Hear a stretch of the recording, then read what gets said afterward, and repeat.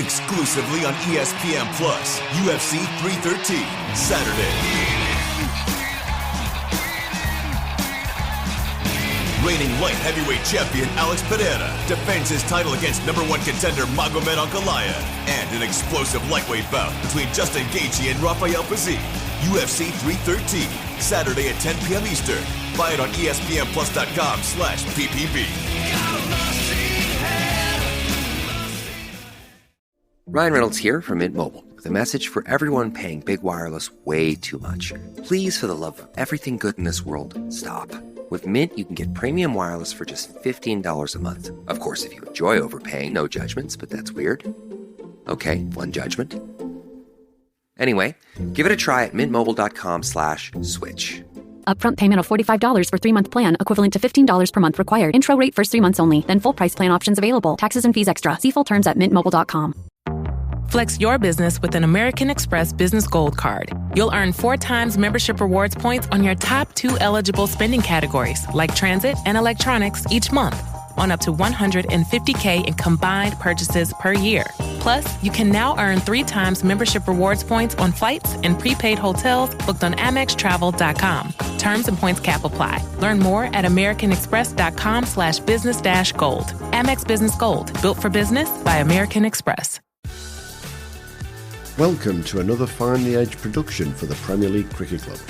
Connecting players and coaches, clubs and leagues, volunteers and supporters alike, you're in the right place for the best of the 33 ECB Premier Leagues and the 20 NCCA counties, bringing you the stories, the stats and the standout performances that make this game great.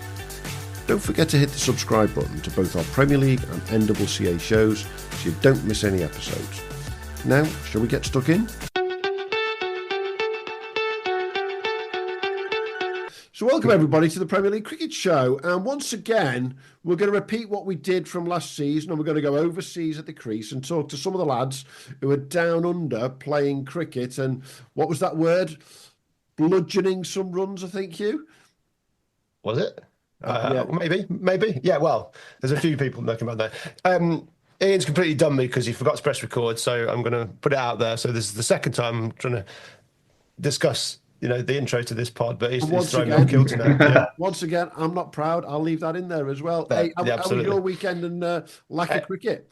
Well, I'd say lack of cricket happened because we didn't have indoor cricket, which is lovely. So I got a massive feed. I'm just skipping through the bits I've already done because he forgot to press record. And then I will discuss the mighty my lads' football team drawing 0-0. So it was what it was played, and I'll add to this. It was played on an incredibly small pitch, and it's surprisingly how large a load of under 14 boys are now. They are almost adult size. So when you play on a tiny pitch, I can't think. Derby County was pretty small back in the day, wasn't it? On the baseball ground back in the day. But yeah, it was a bit like that. So, it's strange. Well, it's a 0-0, and it was quite good. It's a good game. It's a good game. Any game that we get to watch outside is a good game. And our guests today are getting to see plenty of games outside at the moment because they're in sunnier climes down in Melbourne. And these 3 lads had never met each other until Cric X put them into a house together. Mr. Dan Blatherwick from Hucknall, how are we doing, mate? Hi, guys. Good, thank you. Good to see you. John Moon from Werrington, how are you doing, mate? Yeah, good, thanks. How are you guys?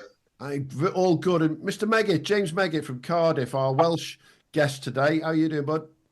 Yeah, good, mate. Nice to be here, fellas. All good. Now, I do apologise for not pressing record in the first place. Hugh's not going to let me forget that. But you know what?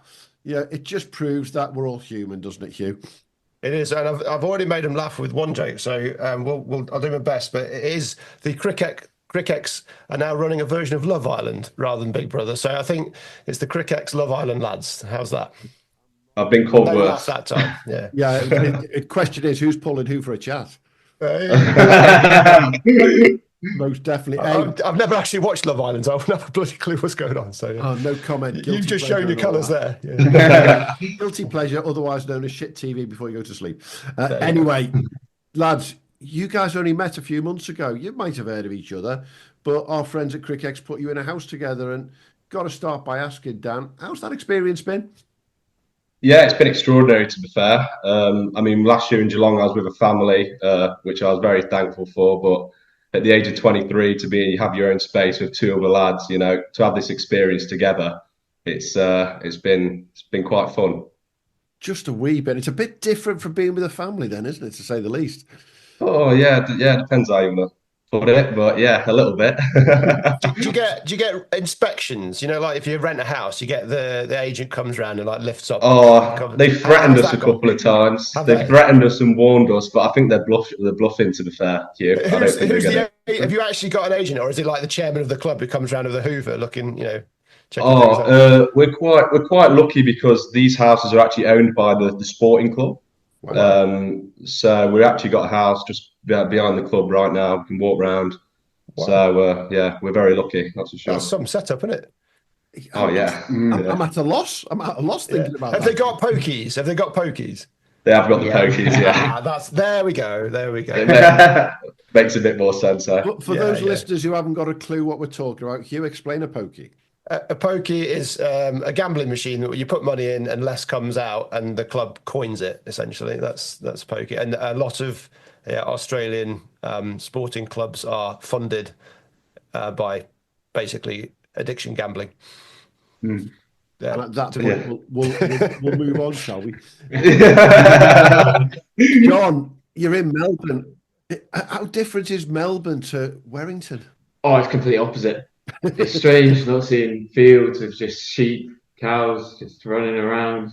For some reason, it's a bustling city. It's so good though. Everything's within half an hour. You can get into the CBD. So much to do as well, which, like I mentioned, is probably the complete polar opposite to Cornwall. Yeah, it's. I mean, I think that's what's fascinating, isn't it? When you think you're from deep Cornwall, Dan, you're in Nottingham or on the outskirts of Nottingham as such. And obviously you're down in Cardiff. You couldn't get any three more different places, to say the least. And then you go to this city called Melbourne, which is renowned for being one of the hotspots in Australia, isn't it, James? Yeah, there's plenty going on. Like Mooney sort of just touched upon there, we're half hour, we're straight in the city, loads of like nice bars, really good coffee, and really nice food spots as well. So yeah, we've certainly thrown ourselves well into all of that. Gotta say, this coffee culture, Hugh, is just a mega Aussie thing, isn't it?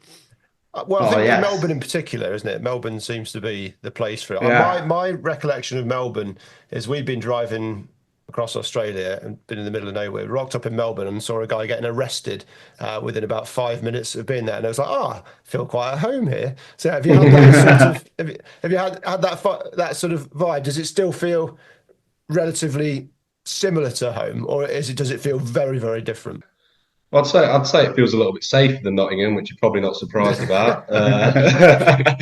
But no, I'd say the Cric's pretty similar. The old school British banter. There's a lot of that. Similar sense of humour, aren't there? Yeah, pretty much. Yeah. So no, not too different. But of course, when you come over to a club and you're the overseas, the club go to full lengths to look after you. So we've been looked after, and yeah. And I think that what's fascinating listening to all of the lads we've spoken to down under so far, and Alex Russell when we spoke to him in Zimbabwe, it's fascinating that they all look after you like your princes. But you walk over that white line and the opposition go, right, you Poms. And it turns on its head, doesn't it? No, it certainly does.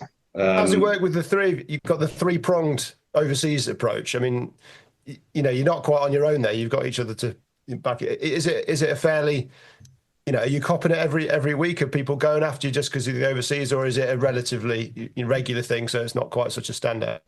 I think obviously we do get our fair share of pretty harsh chat. Meggitt gets sprayed. Yeah, I do, unfortunately. Oh, hang on. We've got a time out there. Meggitt gets sprayed. Why? There has to be a reason. He's a batsman. He can't bowl. He can't bowl bouncers, which probably don't work well for him. Yeah, true. Yeah, I've certainly been called a few things here and there, which I'm probably not going to repeat on the podcast. But yeah, our team there's us three Poms. We've also got 5 Sri Lankan players as well.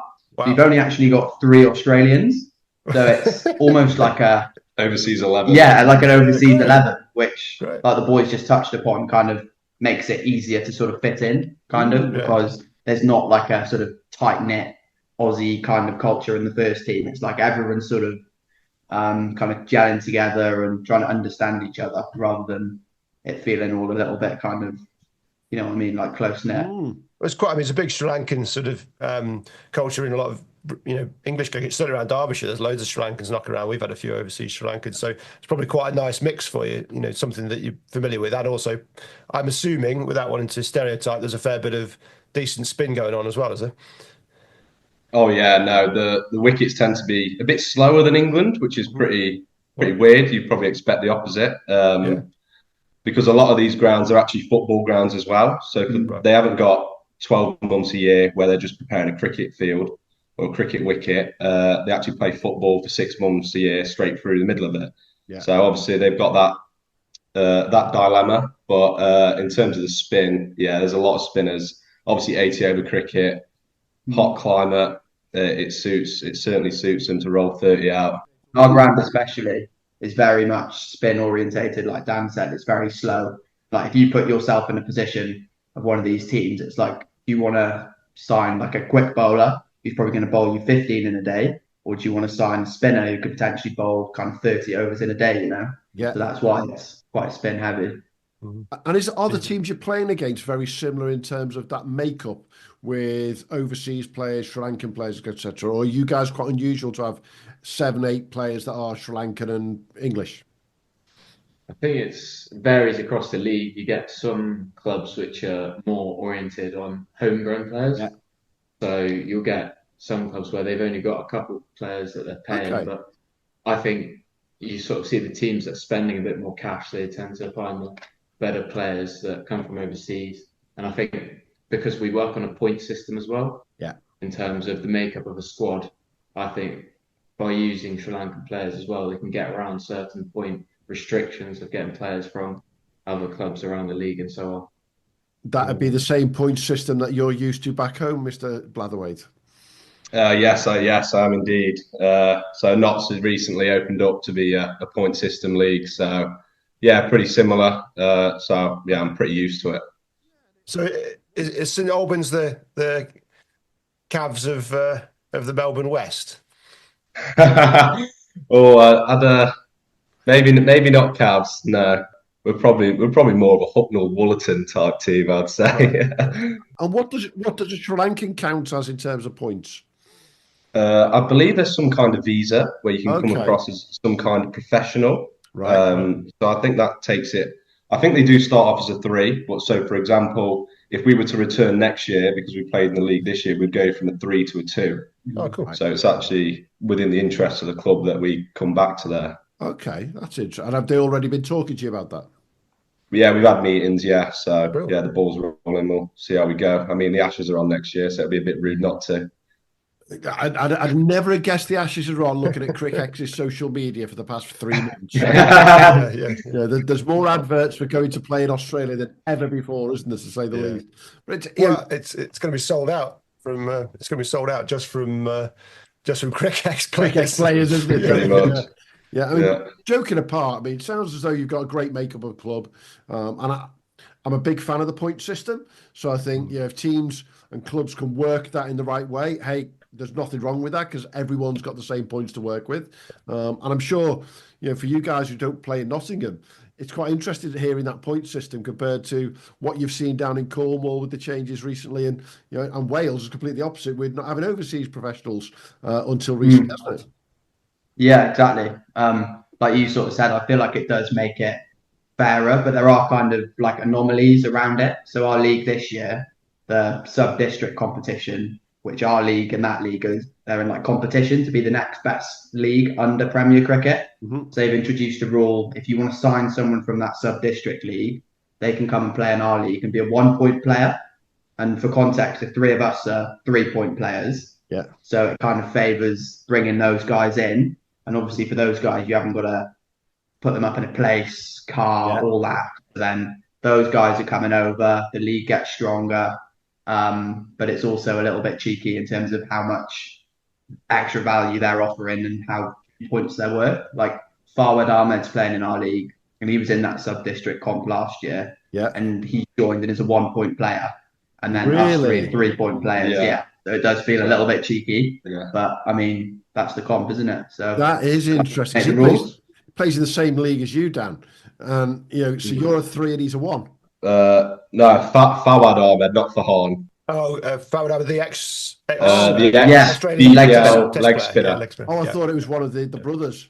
Fahan, no, I'm glad Fahan's not in this league. He might have got me out a few times. Right, got you. Okay, but even so, I'm going to say it doesn't make sense. That does it? Is it? No, that's a proper anomaly for them to work around. Yeah, exactly. And it's like we play against ex-Victorians, people who've played Premier cricket around Melbourne for, their stats. They've got 15,000 runs and they're at 1 point, and the 3 clubbies from England and Wales. Yeah, Wales. Sorry, mate. Yeah, I know you don't like that one. I got it. It is the England and Wales Cricket Board, but it just says ECB. Yeah. It doesn't say EW. Oh yeah, here we go. Yeah. All right. Let's just.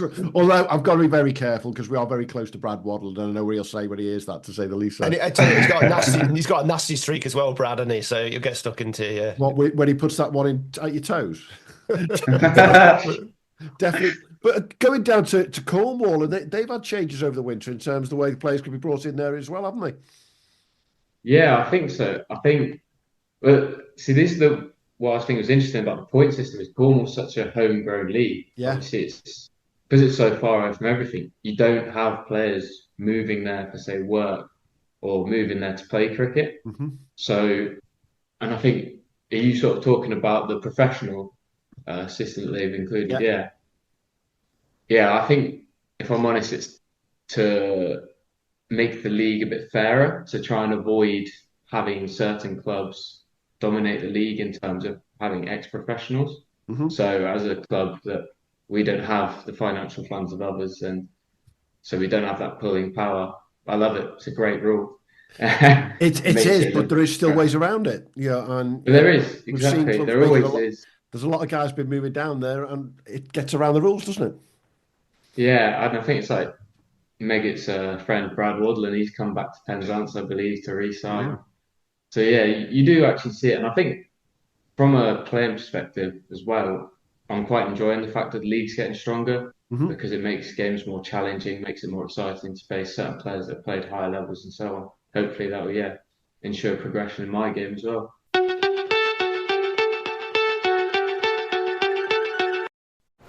Hi, here's your report. Thanks, Jane.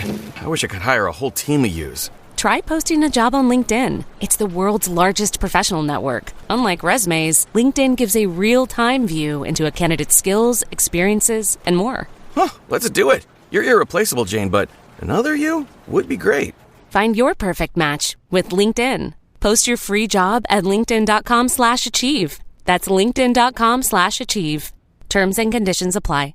Every cup of Nespresso coffee is an invitation to transform your morning routine into a ritual you can treasure each and every day. Using the Virtuo Pup, a simple touch of the button freshly brews bold aromas and a rich, velvety crema layer for delicious cafe-quality coffee at home. Whether you enjoy your coffee hot or over ice, every sip, every morning is unforgettable. Nothing tastes like Nespresso coffee. Visit Nespresso.com or our app to explore our full range of easy-to-use machines and coffees not found anywhere else.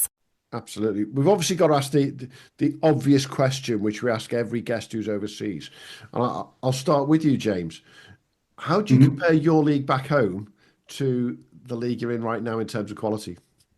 Oh, it's a tough question. There's very different ways of cricket. Like, we don't play any red ball cricket in our league back home. No. Like, it's all 50 over, play everyone home and away.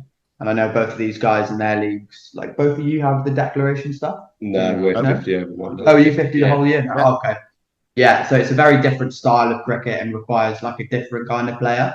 Mm-hmm. Like, if you've got 80 overs to bat, you potentially might not have, say, 360 scoring options. But if you can just grind out and give yourself a platform to work on, you can make those big runs. Mm-hmm. Whereas back home, I feel like you've got to be more sort of proactive as a cricketer, like taking on the power play, stuff like that. And obviously in our league, we've got the Glamorgan allocation system. So we get quite a lot of those guys in quite frequently. And we've obviously got the scheme boys who strengthen it. So I'd probably say our league back home probably just takes it. But like I said, you know, it's just a different kind of profile you're after to be successful in both kind of comps. Yeah. But yeah, I'd probably say back home just slightly. Dan? Oh yeah, I'd probably agree, to be fair, but yeah, it's very different cricket. I mean, we're not batting on Kimberley every week or Hucknall and places like that where the ball flies around, and it's we don't play on massive ovals. But yeah, I'd say the top 3 teams in this league would give it a good nudge, good mix around. 3 big clubs, big salary bills. So they'll definitely give it a good go. But I think the drop off, as soon as you get out of that top 4, the drop off between 4 and 10 in the Notts League is probably a bit closer than 4 and 10 in this league. That's interesting. And yourself down in Cornwall, John? Yeah, I think quite similar to Dan. I reckon the few clubs that are sort of spending the most money in this league would definitely give it a shot going for the title in our league. But I think, yeah, that sort of those places below all the way to the bottom, I think it's much sort of closer than it is in our league, where I feel like there's quite a sharp drop off from sort of those top 3 teams to the teams near the bottom of the league.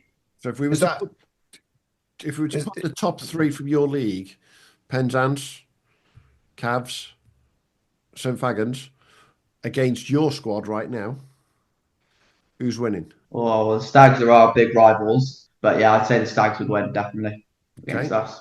Yeah, Cavs would have a field day with us, I reckon. I think we might be in trouble there. Okay.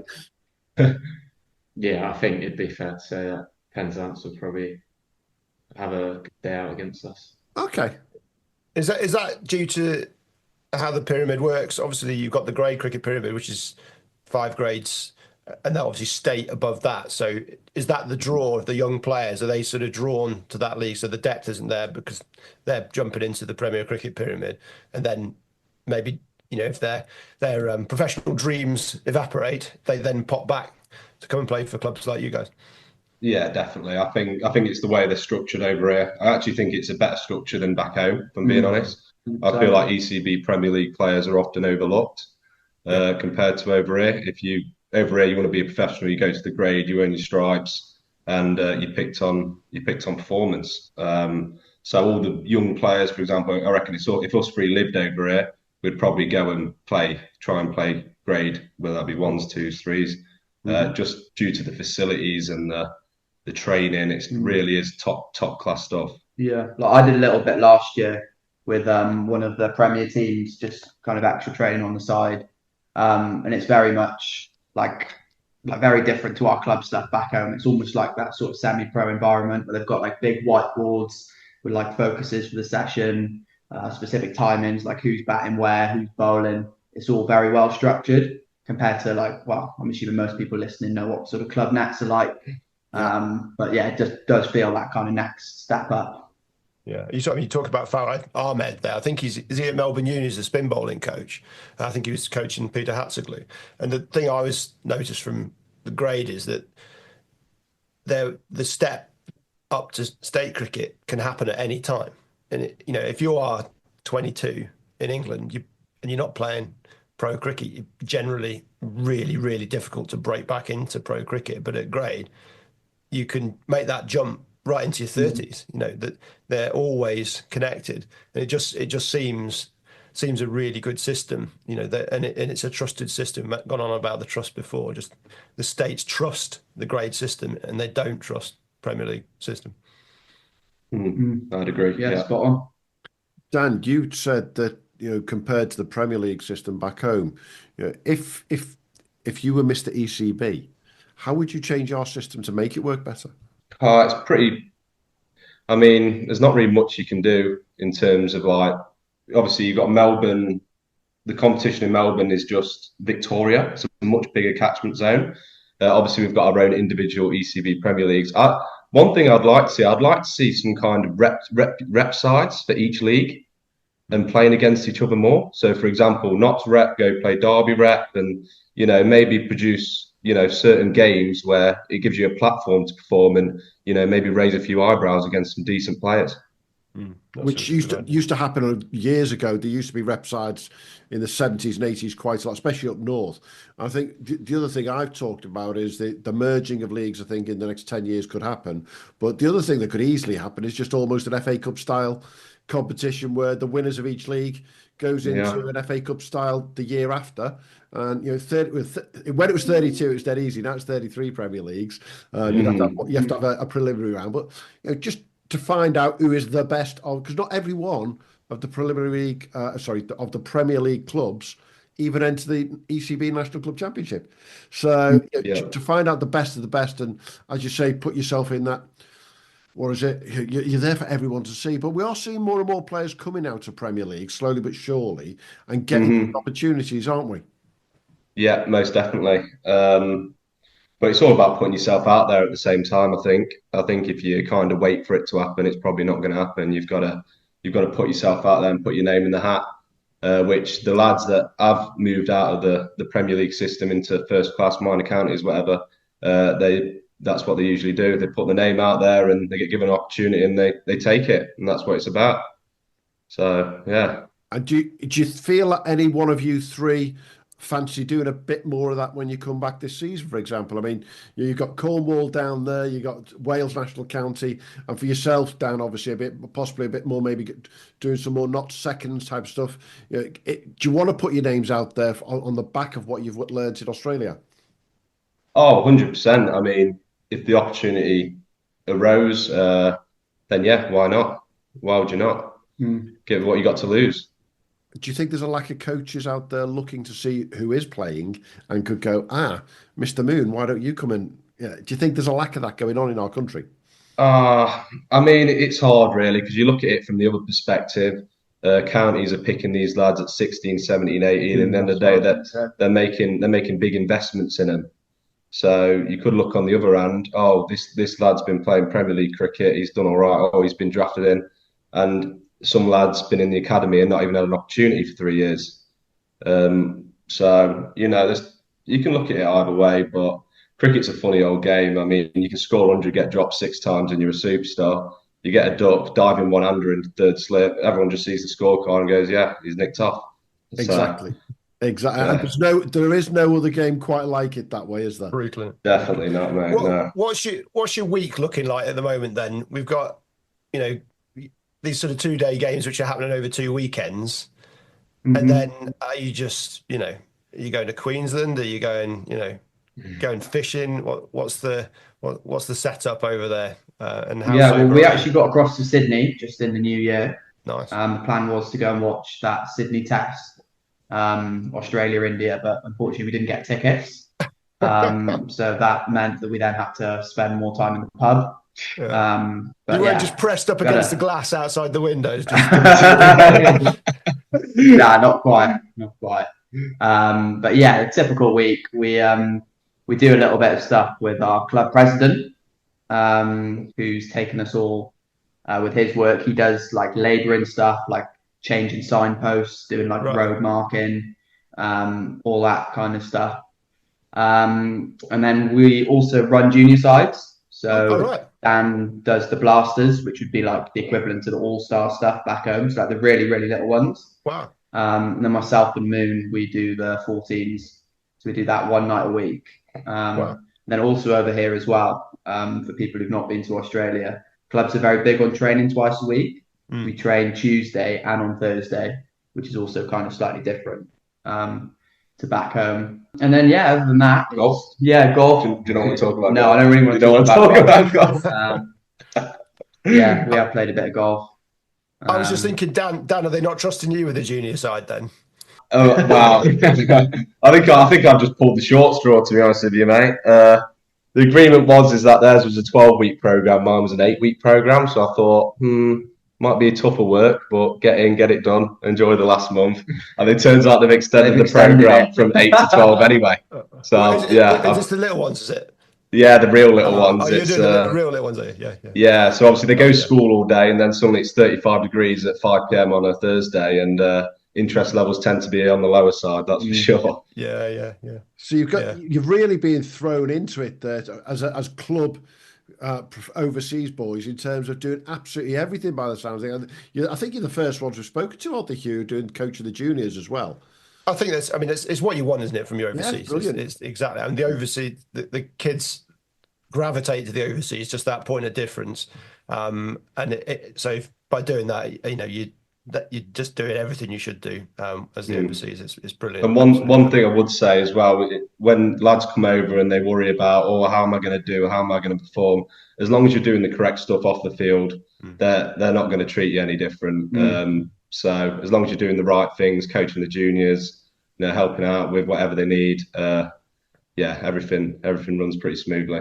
And that goes back to the same conversations we've had with Coley at Cric X, for example, in the last year, where when we bring overseas players into the UK, we want them to perform. Of course we do. Everyone wants your overseas to perform. But actually what's more important is how they integrate around the club, how they work around the club, how they do bits and pieces, whether it's coaching or mentoring, wherever. That makes such a difference to everyone, doesn't it? Yeah, 100%. And I think we've all really got involved in that aspect of it.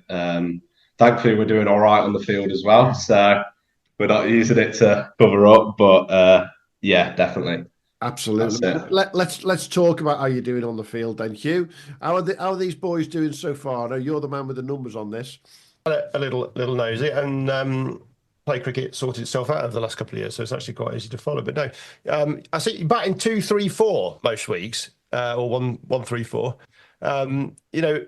How's that go at the end of the day when two of you have fallen in a heap and one of you's got some runs, possibly like this week, just gone actually? Are you giving each other some shit?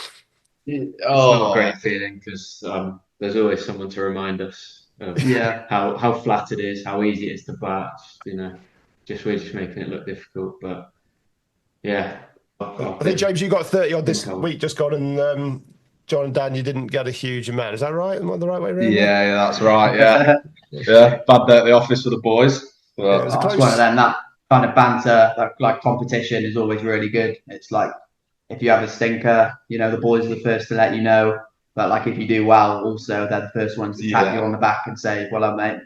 Good effort today." Lost with one ball to spare on the weekend, I think. It was that way around. Yeah, the weekend before. Yeah, that was the weekend before. That kind of killed our season, to be honest with you, mate.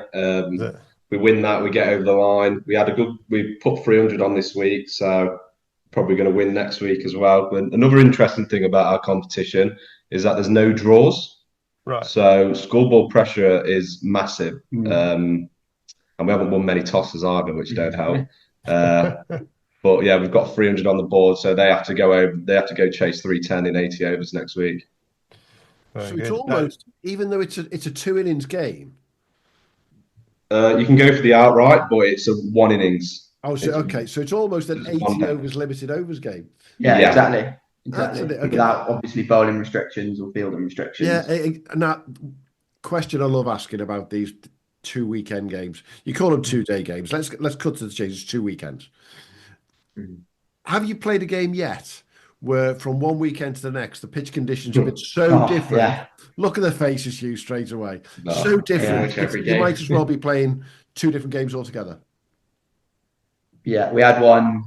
When would it have been? 2 weeks ago, Airport West. Yeah, and then they tried to stay. They left the outfield really long, probably twice as long as what it was the week before when they were batting, and they've got a big score. What did they get? 300, something like 310 maybe, let's say. Yeah. And then they tried to start saying something like, we really wanted to cut the outfield, but the council do it, and we tried to put a request in, all this nonsense, Yeah. And yeah, their 300 was almost playing like 450. Yeah. It was tough. Yeah. 1 week they're leaning on it through point for 4, it's flying away. Then next week lads are pulling it and it's not even reaching the boundary. Yeah. It's kangaroos chewing the cud on the way around. Yeah, that's it. But I guess that's the game, innit? That's it. It is the game and it is the rules, inverted commas, but it does make it tough, doesn't it? Oh, 100%. And we also had some pretty ordinary decisions that game as well. Like Dan hit the floor with the ball going down leg side. Hit my pad. Hit his pad, given out caught behind. I got given out LBW. Got caught first slip, the ball hit my thigh pad. I thought you said that was out. It did look fairly plump from so look very plump. This is what I mean. One guy's call that salmon, mate. So I've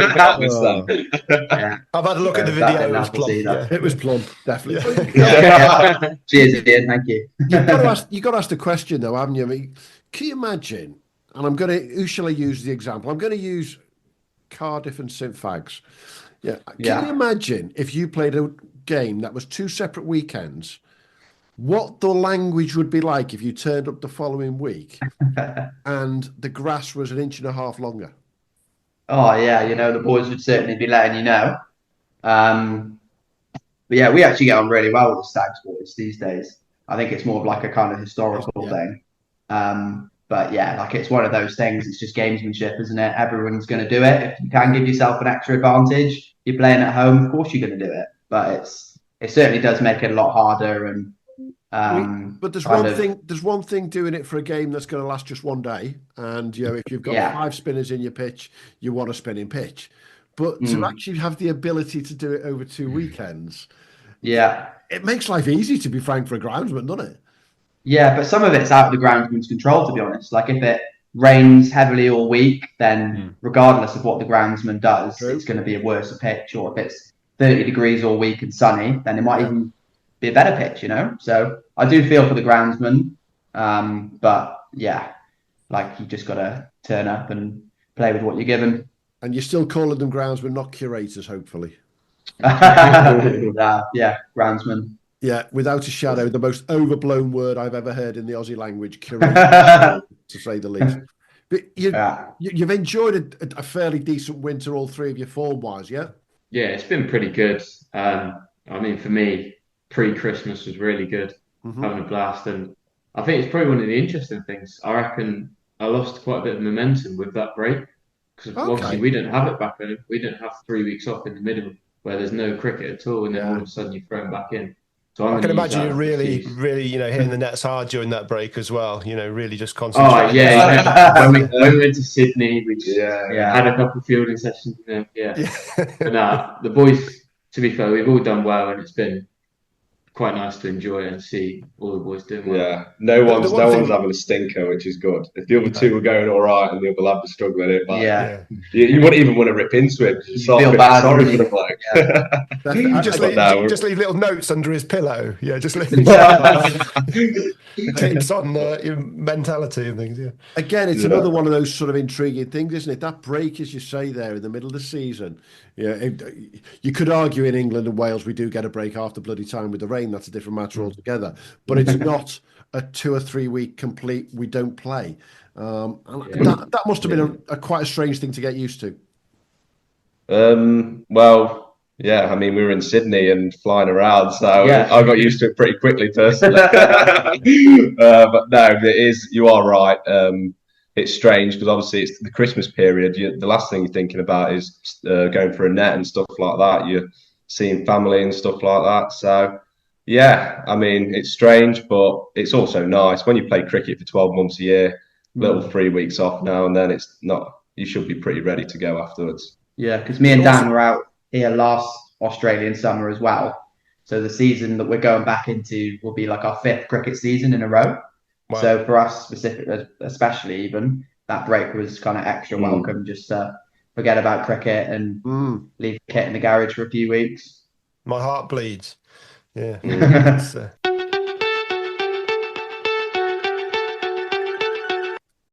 This episode is brought to you by State Farm. From your morning podcast to your afternoon playlist, State Farm knows you personalize your entire day. And that's why State Farm helps you personalize your insurance with the State Farm Personal Price Plan. It offers coverage options that help protect what you care about most at an affordable price just for you. Like a good neighbor, State Farm is there. Prices vary by state. Options selected by customer. Availability and eligibility may vary.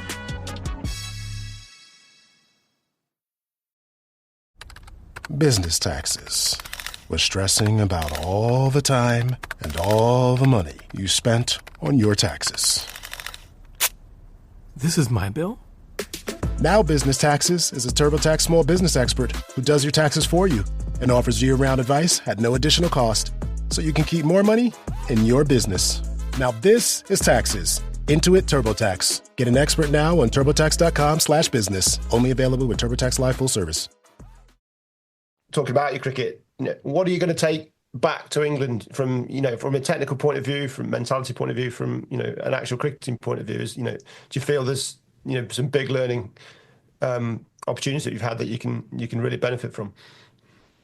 Yeah, like especially this year in this comp, with it being so two-day cricket orientated, I think from a batting perspective especially, you certainly value your wicket more.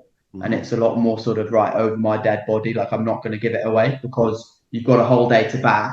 And if you do give it away or you get out cheaply, you know that that's you done for that week and the following week. And then if it rains or you lose a toss, you could even be done the week after as well. So you might go 3 weeks without getting a hit.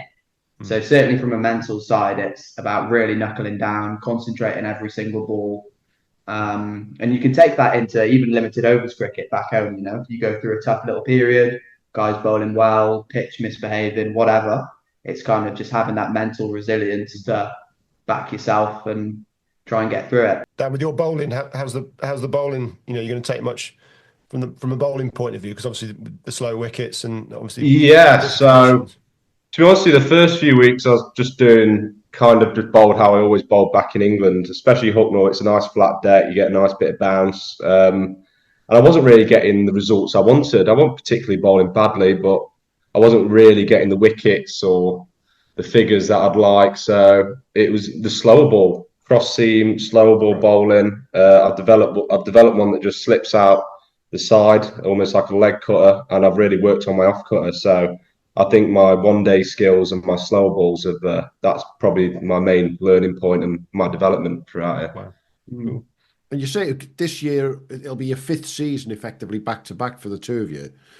If you look back to that first one to where you are now, how do you compare yourself as players? Oh, you definitely say you get better. I think it's just understanding your game more as a player, just figuring out what your strengths and weaknesses are, kind of what you've got to do to be successful, and sort of what success looks like as well. And yeah, obviously it's not just about becoming better players, it's also the experience side of things, and just everything that's happened over the time period has just been so nice and enjoyable. No, I'd agree. I'd probably say I wouldn't say I've developed too much technically or ability wise. I'd say just more mentally. Just understanding the game, getting put more in situations and scenarios which are a bit different, playing against players I've never played against, and just being a bit more clear in my thoughts. Training every week, it does go a long way. So I've definitely developed, that's for sure. And yourself, John, it's your first winter in Australia. Your thoughts on that as well? Oh, I think even the short time I've been here, I feel like I've developed as well. Like James said, the mentality side of two-day cricket is something that I haven't played very often before. And then, just the ability to keep playing rather than having, say, that 3-4 months off after your season finishes. So I can carry on working on things. Again, facing different bowlers in nets, in matches, playing on different wickets. It's all sort of new challenges for me to experience. And then I feel like I'm learning and sort of learning how to play in Australia as well. Definitely. And I think one of the biggest advantages for me, and all three of you're good enough to recognise this, you all three would have played locally at under 14s, 15s, 16s, 17s, 18s for your own clubs and played against the same players. And then get to first 11 cricket and you're still playing against the same players year in, year out in Nottingham, in Cornwall, in Wales. So actually, to learn, you do need to do something different. And rather than move clubs around the country, you can go to Australia for a winter or New Zealand or wherever and play against completely different players altogether and learn from that, can't you? Yeah, 100%.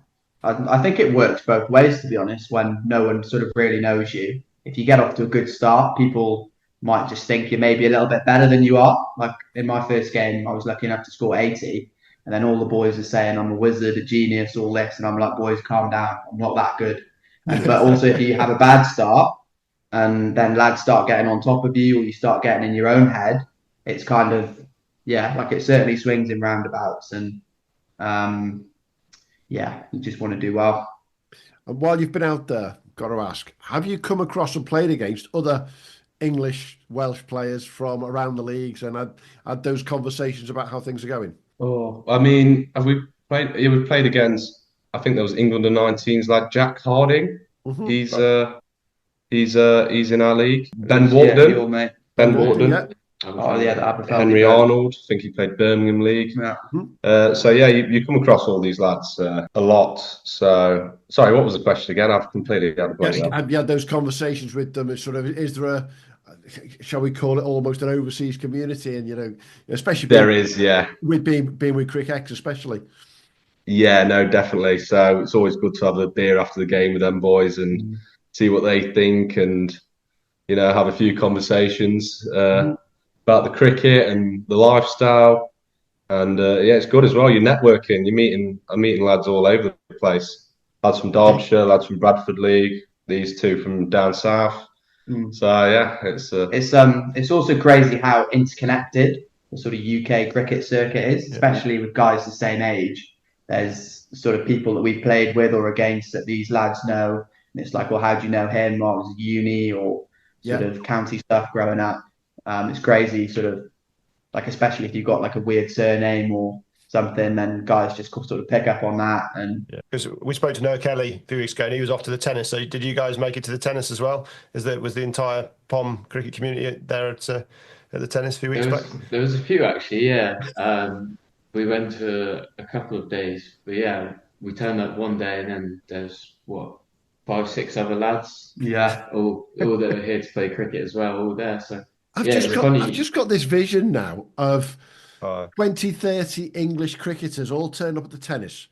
Then they turn up at the cricket. Then they turn up at the Formula One. And they're all on the golf course together. Then on a Saturday, they go play cricket. It's just quite remarkable to be that far away from home and to be all doing that, isn't it? Yeah, it's pretty amazing experience, to be honest with you, and we're so lucky. But yeah, it's can't really explain it how good it is. I mean, we pretty much fell in love with it. So, I'll put my question that we put to the other Aussie residents over the winter. Seen a shark yet? Not yet. No. I went Cairns and I saw. It was funny actually. We were on this little boat fishing out in the mouth, and they've got the sensors. And this old professional fisherman lived in Cairns his old life. He goes, "Oh, do you see them black things on the monitor?" I go, "Yeah." He goes, "Oh, that's a 5-meter crocodile 10 meters away." I'm going, right, we're off then, aren't we? What are we doing here? How big was the boat? Yeah, but no, it's been good. It's been good. So no shark, spider, big scary spider. No, I've seen a few hunts. We've seen a few. Yeah, no red not really. It's a bit of a lie. It's a bit of a. It's disappointing, isn't it? Yeah, and then snake. Any snakes? No. Speak to people back home. They go, "Oh, I couldn't move over there because of the spiders and the snakes." I'm going, "You don't see them." Like... I saw a few snakes last year because I worked on a golf course, so I was right in amongst it, with all the sort of wildlife. And yeah, the snakes are pretty scary. Yeah, I used to go in club first, club at that end, trying to fish my ball out because it wasn't on the fairway. I'm not wandering in, hand first into Well, all the golf courses you see, they've got big sort of beware of the snake sign, stuff like that. Like, do go into the rough or the bushes. Then it's not really the done thing to go sort of dig in for your ball or whatever. It's just like save your life and really sacrifice your golf ball. I was wondering where you were going to go then when you said that you did see some last year. I thought you were going to throw someone under the bus, to be honest, from another club. There's a few there, but go there. On the other side of it, and we always have to ask these questions because it's just quite a little bit of fun. John, what are you missing most from the UK? Oh, I've said it to everyone here, to be honest, apart from friends and family. Nothing. It's true. The weather's better. Everything's just so good here. So yeah, apart from the people I spend a lot of time with, it's nice to go to the same place, but then nothing will have changed in 6 months. Everything will be the same. Everything will be there. So yeah, but obviously because it's a new experience, it just feels so good. Absolutely. James, what are you missing the most from Cardiff? Well, the first thing that comes to mind is probably my golf clubs. Because the ones I'm using over here that's are pretty. That's not going to save you, mate. It will, mate. That's not going to save you, mate. So I'm having to use his driver. He's got like a really weird square-shaped driver. I don't know if anyone's ever heard of that. I was given this driver as well. It's an even playing field. So, don't listen to it. Certainly the golf club. There's such a thing as a shop. You can go to a shop and buy. They do have. Yeah, I can. So certainly golf clubs, and then probably just family and friends. To be honest, nice that the golf clubs became first before family and friends. I like that. Yeah, okay. Yeah. And Dan, what are you missing? I spoke to your dad last week, by the way. Yeah, I mean, of course, the same family and friends, but probably the cricket. Sure you got that one in. yeah. The old man would have given me a hiding. But no, definitely, probably the cricket. To be fair, we've got something brewing at Hucknall at the moment. Mm-hmm. I feel like we're not too far away from doing something pretty special. So. Looking forward to getting back around that's for sure. When are you guys due back in the UK to warm yourselves in indoor nets and stuff? Well, we probably won't make finals, so we'll finish early March. But me and a few other lads actually, we're just going over to Bali to make sure that everything's safe and nice over there. Doing a bit of a security visit and all that. Yeah, security visit. Yeah. Make sure the 50p beers aren't poisonous. Yeah. Those Bintang singlets need purchasing, don't they? So Bintang singlet, helping out the local economy. Yeah. Back in time for start of season, obviously. Yeah, of course. Well, I'll be home 12 days in advance. So yeah, looking forward to it. I think we've got a friendly on the 13th or 12th. Against Rothley, but I'll probably give that a miss. I reckon that'll be a bit cold, I reckon. So, yeah, it will be, and it's against the money men from Leicester. Yeah, but that's all good. And yourself, good side, so. John and James, when are you due back? Yeah, probably middle of March. Kind of, just dependent on a couple of other things. But yeah, probably around then. But plenty of time for the season. Raring to go. Oh, sorry. I'll be going to New Zealand as well. Just go explore some places whilst I'm over. Since it's only a short, 3-hour flight. I think Australians say it's short, so it's just across the pond. But yeah, and then we're quite lucky. I think our season starts first week of May. Real late start. It does. Plenty of time. It does, and I was just looking at the fixtures. I think Cardiff's first game for you, proper game, will be against Hatherley and Readings in the ECB Club National Championship. So nice. That'll be away on Sunday, the 27th of April. You'll get your season starts earlier, obviously, Dan, because up north we play proper seasons in April, don't we? That's right. That's right. Let's have a look to see if Werrington are in the Nationals. Don't think you are. No, so you'll be waiting for the start of May. Whereas, let's be honest, after last year, it's not a problem because you got completely wiped out in April when it came to the T20, didn't you, down in Cornwall? Oh, yeah. I think it's weird because I quite enjoy it. Just it's different because you don't play much T20 and then all of a sudden you play double headers. So it's quite a nice alternative. But like you said, last year there was one game week that I actually played out of 4, so it was awful. It was awful. It just rains in Cornwall. Rains all April, so I'm not too upset about that. So I think somebody's getting a passport, aren't they? Yeah. There was the word "we love it." Heard that mentioned earlier. You started to think you guys could be great adverts for why people should go and do the Cric X thing and go overseas and play in Australia or New Zealand. But at the same time, you all can't wait to get back to your cricket back in the UK. Yeah, 100%. For anyone who's thinking of doing it, I'd say 100% go and do it.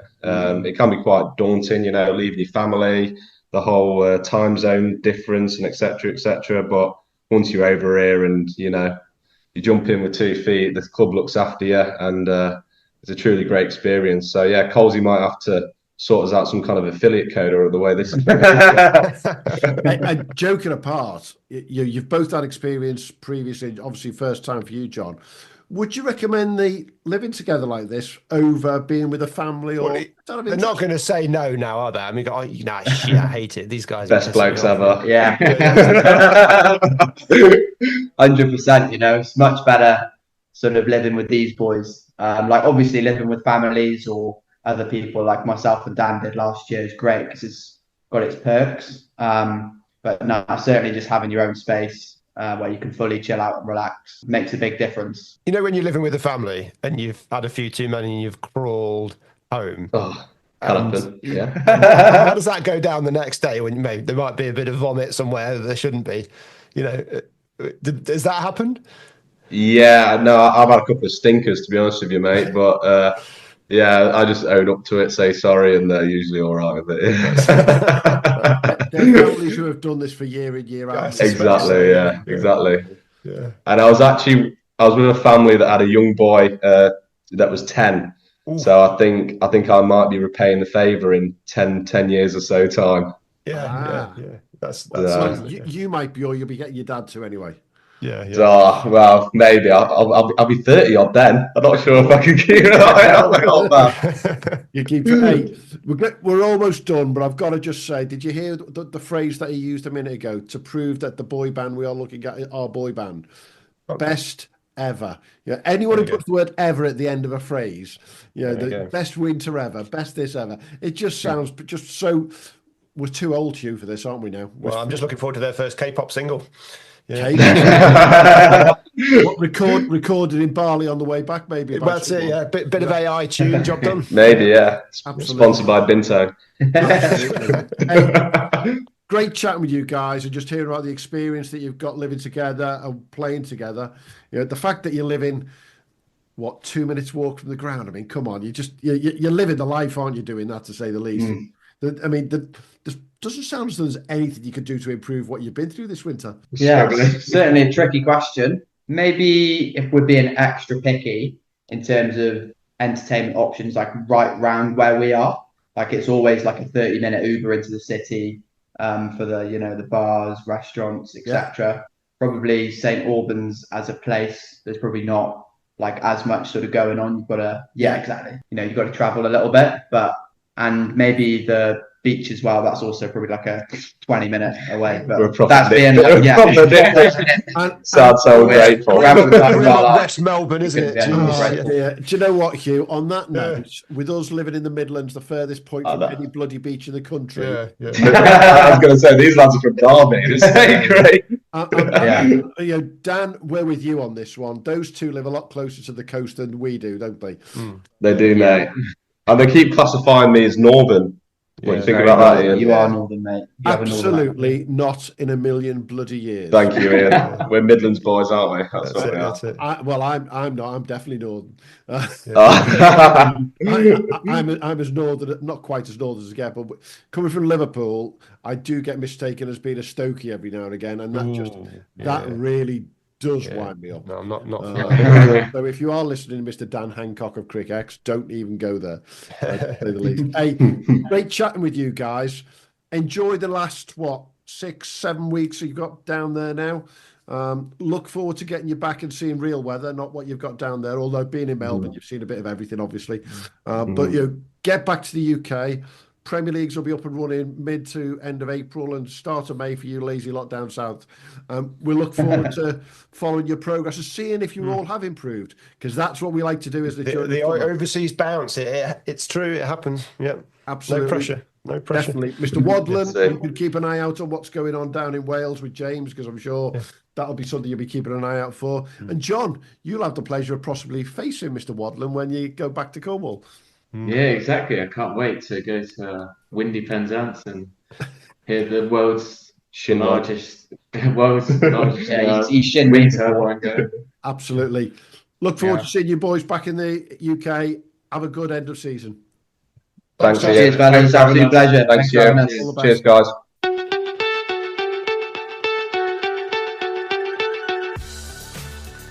Thanks for joining us at the Premier League Cricket Club. We'll be back soon with more from the world of Premier League and NWCA cricket. But in the meantime, don't forget to subscribe, leave us a review and follow us wherever you get your socials. Or maybe check out our website, premierleaguecricket.co.uk, to stay updated. Until next time, have a good one.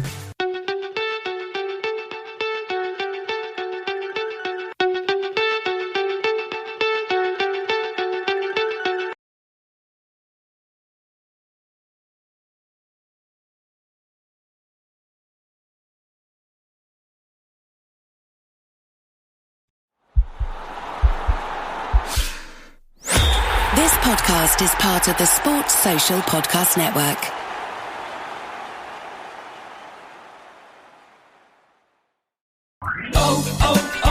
O'Reilly. Check engine light on? Take the guesswork out of your check engine light with O'Reilly Veriscan.